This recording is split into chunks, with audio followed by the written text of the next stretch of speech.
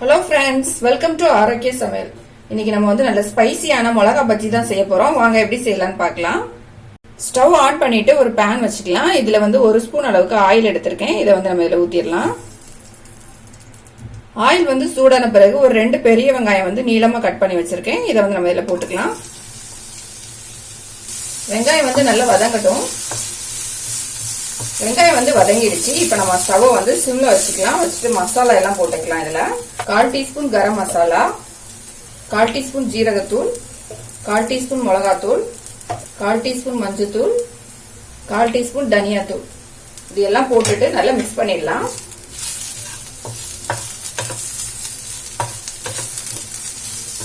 நல்லா மிக்ஸ் பண்ணிட்டு இதுல வந்து ஒரு 2 ஸ்பூன் அளவுக்கு தண்ணி ஊத்திக்கலாம். நிறைய தண்ணி சேர்க்காண்டாம்.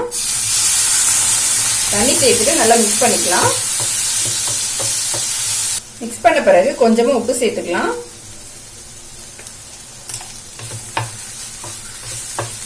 உப்பு சேர்த்துட்டு நல்லா மிக்ஸ் பண்ணிட்டேன். இப்ப இதுல வந்து கொஞ்சமா மல்லி இலை எடுத்து வச்சிருக்கேன். இதே நம்ம இது கூட போட்டுக்கலாம். இது எல்லாத்தையும் நல்லா மிக்ஸ் பண்ணிடலாம். இந்த மசாலாவோட பச்சை வாசனை வந்து போகணும். அது வரைக்கும் லைட்டா வதக்கிக்கலாம் இந்த வெங்காயத்தை. இப்ப மசாலாவோட பச்சை வாசனை எல்லாம் போயிடுச்சு. நம்ம வந்து இப்ப ஸ்டவ் ஆஃப் பண்ணிட்டு இதை வந்து நல்லா ஆற வச்சிடலாம். நம்ம வதக்கி வச்சிருந்த வெங்காயம் ஆறதுக்குள்ள நம்ம வந்து மாவு ரெடி பண்ணிக்கலாம். ஒரு மிக்சிங் பவுல் எடுத்துக்கலாம். இதுல வந்து 1 கப் அளவுக்கு பஜ்ஜி மாவு எடுத்திருக்கேன். இதை வந்து நம்ம இதுல போட்டுக்கலாம்.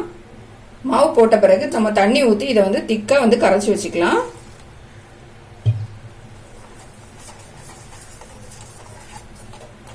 எந்த அளவுக்கு தண்ணி தேவையோ அந்த அளவுக்கு தண்ணி சேர்த்து திக்கா கரைச்சிக்கோங்க.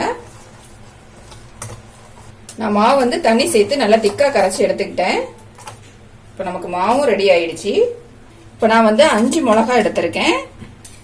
இது எல்லாத்தையும் வந்து நம்ம கட் பண்ணிக்கலாம். கட் பண்ணிட்டு உள்ள சீடை வந்து எடுத்துக்கலாம். அது வந்து காரமா இருக்கும். அதனால நம்ம கட் பண்ணி எடுத்துக்கலாம். இப்ப நான் வந்து ஒரு மிளகா எடுத்திருக்கேன். இதை வந்து நம்ம வந்து சென்டரா கீறிக்கலாம் கத்தி வச்சு.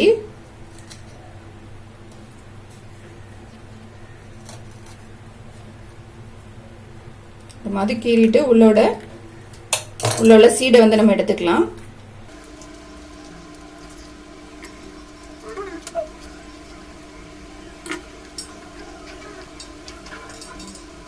இது உள்ளடி இருந்து எடுத்துட்டேன். இதே மாதிரியே நம்ம வந்து மீதி இருக்கதையும் எடுத்துடலாம்.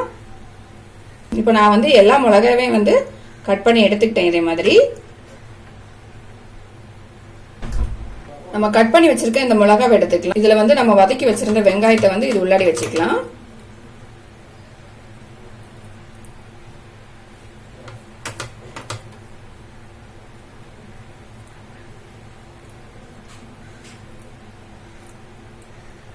இப்போ நான் வந்து உள்ளாடி வந்து வெங்காயம் வச்சுட்டேன்.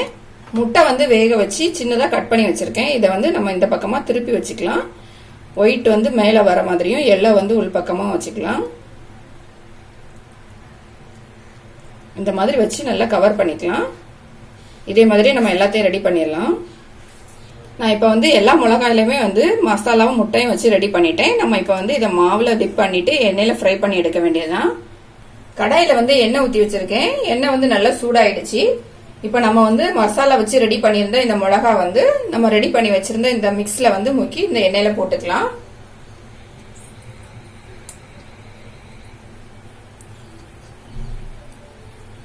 இந்த மாவு வந்து எல்லா இடமும் நல்லா கவர் ஆகணும். மாவுல வந்து நல்லா டிப் பண்ணி எடுத்துட்டேன். இப்போ வந்து நம்ம இதை ஆயில்ல போட்டுடலாம்.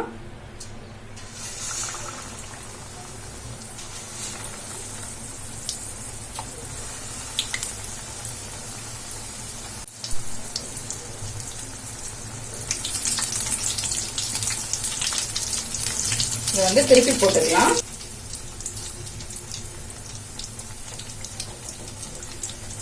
இதை வந்து திருப்பி போட்டுட்டேன். இப்போ வந்து எல்லா பக்கமும் நல்லா ஃப்ரை ஆகட்டும். இப்போ எல்லா பக்கமே நல்லா ஃப்ரை ஆயிடுச்சு. நம்ம எடுத்துடலாம்.